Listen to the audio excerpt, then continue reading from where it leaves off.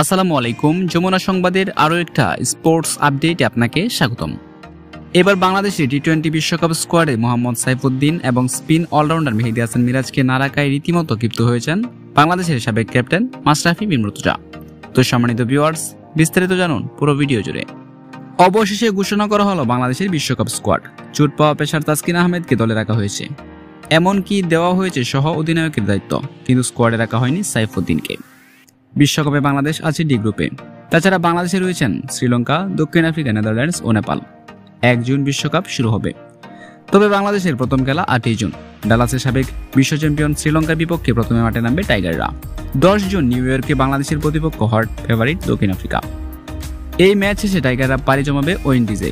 13 June Kings টাউনে নেদারল্যান্ডসের বিপক্ষে এবং 17 জুন একই মাঠে নেপালের বিপক্ষে মাঠে নামবে টাইগাররা। শ্রীলঙ্কার বিপক্ষে বাংলাদেশের ম্যাচটি শুরু হবে বাংলাদেশ সময় ভোর 4টায়। আফ্রিকা ও নেদারল্যান্ডসের বিপক্ষে ম্যাচ শুরু হবে 8টায়, আর নেপালের বিপক্ষে ম্যাচটি শুরু হবে ভোর 5টায়।